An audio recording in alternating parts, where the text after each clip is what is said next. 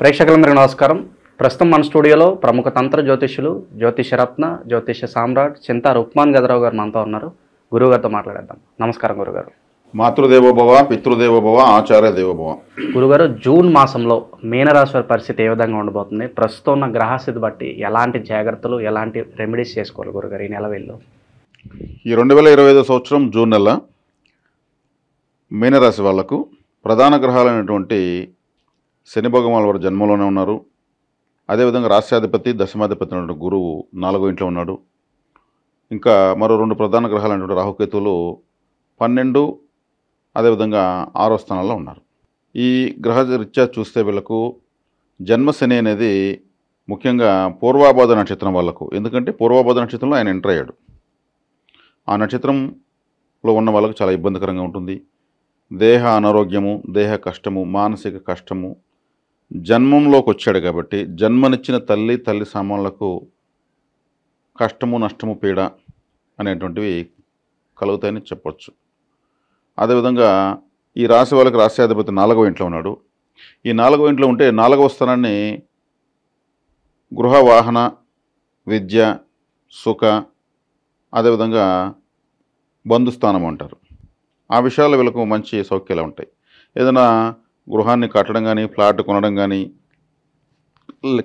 Land కొనడం కానీ, గృహాన్ని మళ్ళీ ఆల్టరేషన్ చేసుకోవడం కానీ, రెనోవేషన్ చేసుకోవడం కానీ, ఇవన్నీ చేసుకోగలుగుతారు.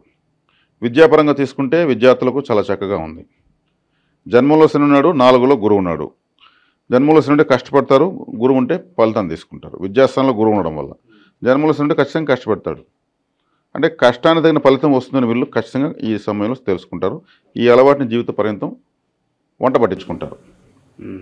కాబట్టి ఈ పూర్వాభాద్ర నక్షత్రంలో శని ఉన్నాడు.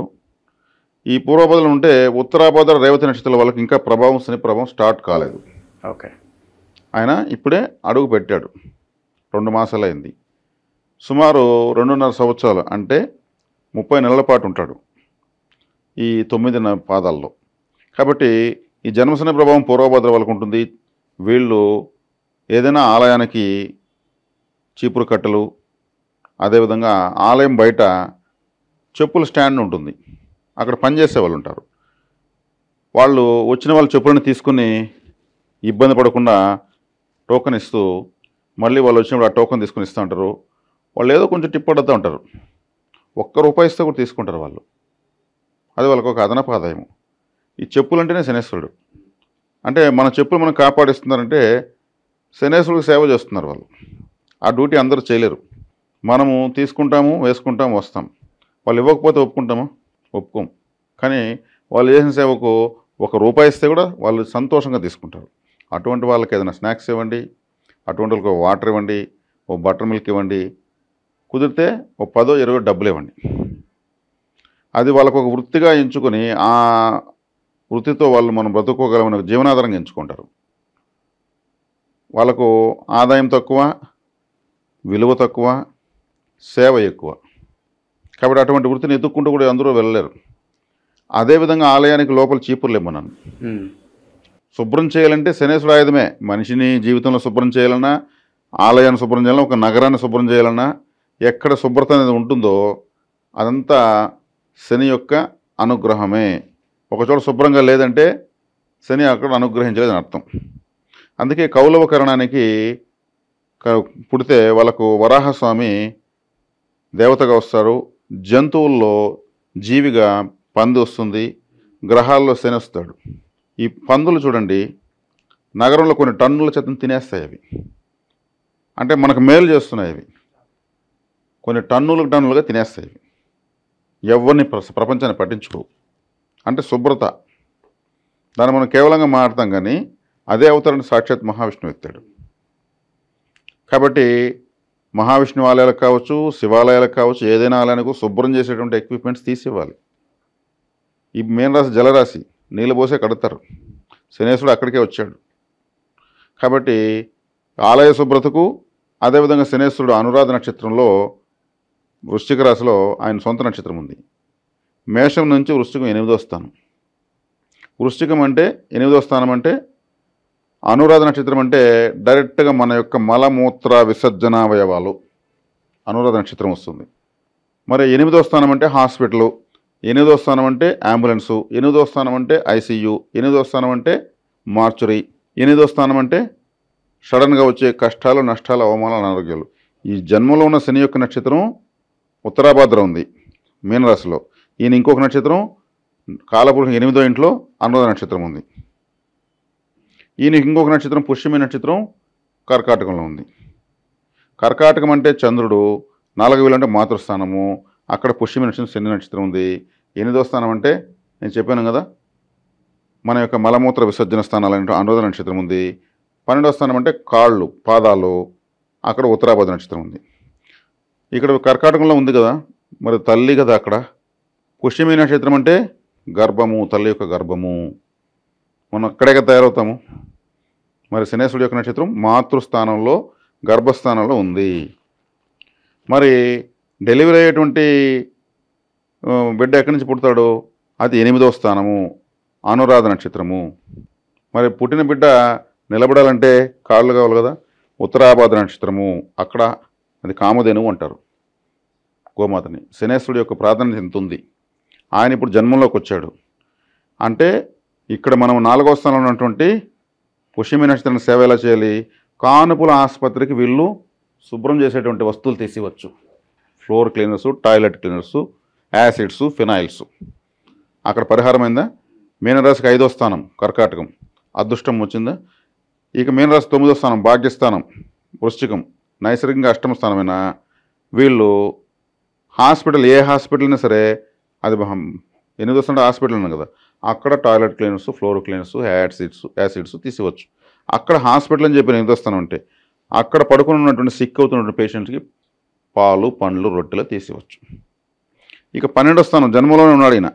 12వ స్థానం అంటే కాళ్ళు అని చెప్పాను అన్నప్పుడు ముసలి వాళ్ళకు, కాళ్ళు నొప్పులు ఉన్న వాళ్ళకు, నడవలేని వాళ్ళకు చెప్పులు తీసివచ్చు. కొత్త చెప్పులు తీసిచ్చి వాళ్ళ ఆశీర్వాదం తీసుకోవచ్చు. అందరూ తీసి ఆశ్చర్యపోతారు, ఇతనెవరు మనకు తీస్తున్నాండి.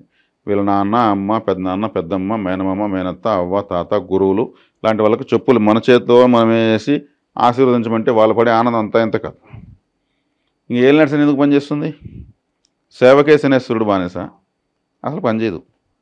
ఆయన అనుగ్రహం స్టార్ట్ అవుతుంది.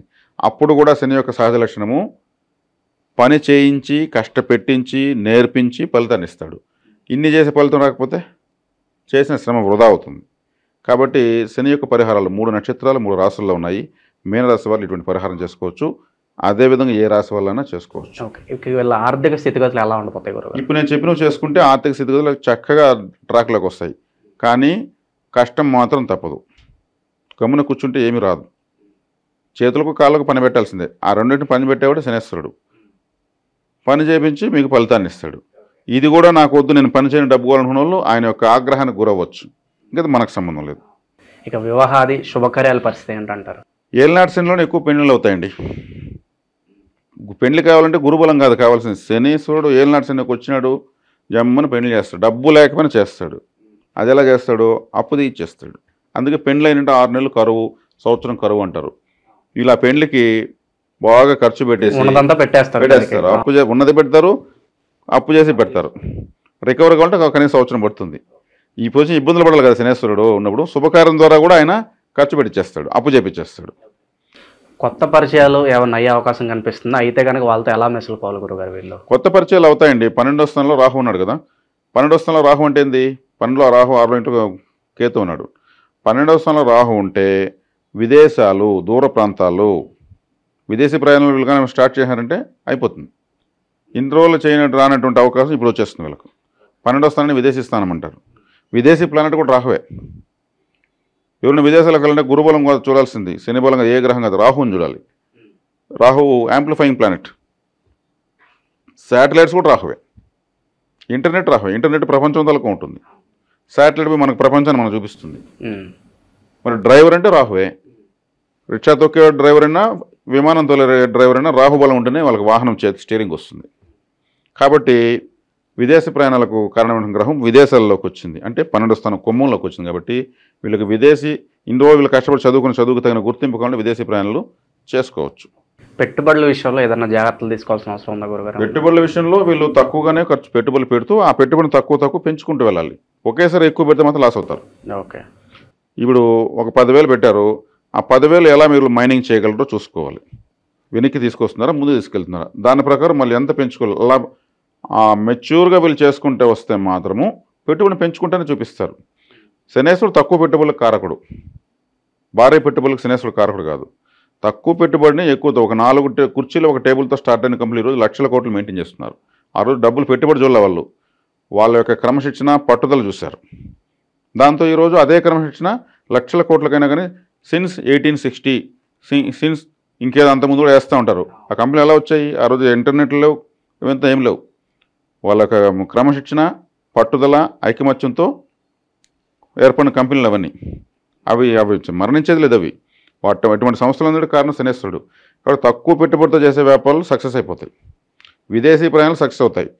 విద్యార్థులకు చక్కటి ఫలితాలు ఉన్నాయి.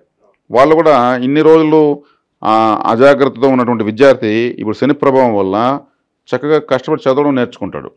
ఆయన దూరేస్తాడు మైండ్లో, మనం చదవాల్సిందే, అర్థం కాకపోతే నేను చదవాల్సిందే, టీచర్ దెబ్బలు తినైనా నేర్చుకుందాం అనేటువంటి విధానికి వస్తాడు. అంటే శనేశ్వరుడు నేర్పించేటువంటి మాస్టర్ అనమాట ఆయన, కష్టాల ద్వారా. కాబట్టి బాగుంది. చాలా జాగ్రత్తగా ఉండాలి, లేదంటే మీరు కష్టాల్లో పడతారు, చాలా అప్రమత్తంగా ఉండాలంటే ఏ విభాగం చెప్తారు గురుగారు వీళ్ళకి? చాలా జాగ్రత్తగా ఉండాలి, చాలా అప్రమత్తంగా ఉండాలంటే ఎవరు కనిపించకుండా దానుకోవాలని అర్థం నాకు అర్థం కాలేదు. ఓకే. అంటే ఇక్కడ సైకలాజికల్గా ప్రిపరేషన్ అవ్వాలి. ప్రిపరేషన్, నేను కష్టపడతాను, నాకు కావాల్సిన దానికి నేను ఏమైనా చేస్తాను అంటే టీచర్ని అడతాను, పేరెంట్స్ని అడతాను, నాకన్నా క్లవర్ స్టూడెంట్స్ దగ్గర తెలుసుకుంటాను. అదేవిధంగా వ్యాపారంలో ఉన్న వాళ్ళు కూడా తగినటువంటి వ్యక్తులను, అనుభవం ఉన్న పడుబాట్లు పడి లేచిన వ్యక్తులను అడిగి తెలుసుకుంటాను. చెయ్యి విసరను, తక్కువ పెట్టుబడి పెడతాను. ఇది ప్రిపరేషన్. చాలా జాగ్రత్త ఏమో అవసరం లేదు. ఇప్పుడే వ్యవస్థలన్నింటినీ అలర్ట్ చేసుకోవాలి. గురుగారు, అయితే శనికి సంబంధించి హాస్పిటల్లో కొన్ని వస్తువులు ఇమ్మని మీరు ప్రస్తావించడం జరిగింది. ఇంకా శనికి సంబంధించిన దానాలు కానీ పూజలు కానీ అన్న చేసుకుంటే మంచిది అంటారా? ఏలినాటి శని ప్రభావం ఉంది కాబట్టి. ఇప్పుడు నేను చెప్పింది దానాలే. చెప్పులు స్టాండ్లో పనిచేసే వాళ్ళకు ప్లాట్ఫామ్ పైన చెప్పులు, లో క్వాలిటీ చెప్పులు అమ్ముతూ ఉంటారు. 50 రూపాయలకు కూడా వాళ్ళు చెప్పులు అమ్ముతారు. చాలా చీప్ క్వాలిటీ అవి ఎవరు హై క్వాలిటీ ఉన్న వాళ్ళు కొనరు. వాళ్ళు ఒక రోడ్ సైడ్ ఏదైనా చెట్టు ఉంటే ఆ చెట్టు కింద పెట్టుకొని వాళ్ళు ఎలా కలగంటారంటే, ఈ దారిని వెళ్తున్న ప్రతి ఒక్కరూ 1 గంటలోకి ఈ చెప్పులను కొనుక్కోమని కలగంటూ ఉంటారు. కానీ ఆ చెప్పులు నమ్ముకుని వాళ్ళ కుటుంబాన్ని నడిపిస్తూ ఉంటారు. అటువంటి చెప్పులు దొరికితే చాలా కొంతమంది వస్తారు, కానీ అందరూ ఉండలేరు.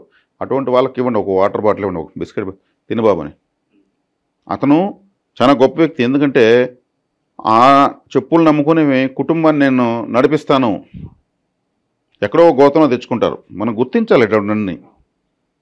ఆమె కేర్ ఆఫ్ ప్లాట్ఫామ్ చెప్పులు అనకూడదు, కానీ అతను దాన్నే గొప్పగా భావించినాడు.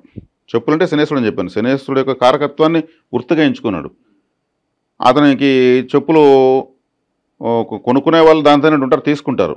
అతని కృతజ్ఞతగా ఏదైనా వాటర్ బాటిల్, బిస్కెట్ ప్యాకెట్ ఇస్తారా? అటువంటి వాళ్ళని గుర్తించాలి. చెప్పులు కుట్టే వాళ్ళని గుర్తించాలి. మన వాళ్ళు రెస్టారెంట్లకి అయితే టిప్పులు బాగానే ఇచ్చేస్తారు, కానీ ఇలాంటి వాళ్ళని గుర్తించరు గురుగారు సాధారణంగా. గీ కారం దోశలు, కారం నెయ్యి దోశలు, ఇంకేదో ఉంటాయండి వెరైటీ ఫుడ్లన్నీ. వాటికైతే ఎంతైనా పెడతారు. అంటే ఎగతాళి చేయడం లేదు, పెట్టదు తప్పలేదు, అన్నీ తినాలి. కానీ ఇటువంటి వాళ్ళని కూడా గుర్తించి ఆ గీ కారం దోశ, ఆ గీ కారం ఇడ్లీనో ఒక ప్యాకెట్ అతనికి ఇచ్చి ఒక వాటర్ బాటిల్ ఉండి, మా అమ్మాయి బర్త్డే అండి, మేము 10 మందికి ఫుడ్ తీసుకోవాలనుకుని ఇవ్వండి, చాలా హ్యాపీగా ఫీల్ అవుతాడు. అతను కొనుక్కోలేడు అటువంటివి. ఏదో ఇంటికని తెచ్చుకొని తింటారు. మనము గ్రహకారకత్వాన్ని ఇలా గుర్తించగానే పరిహారం చేస్తే తిరుగులేని ఫలితం వస్తుంది. సో ఓవరాల్గా జూన్ మాసంలో మీనరాశి వాళ్ళందరూ కూడా ఏ విధంగా ఉంటుంది, ఎలాంటి రెమెడీస్ చేసుకోవాలి, చాలా బాగా వివరించారు గురుగారు. ధన్యవాదాలు. ధన్యవాదాలు.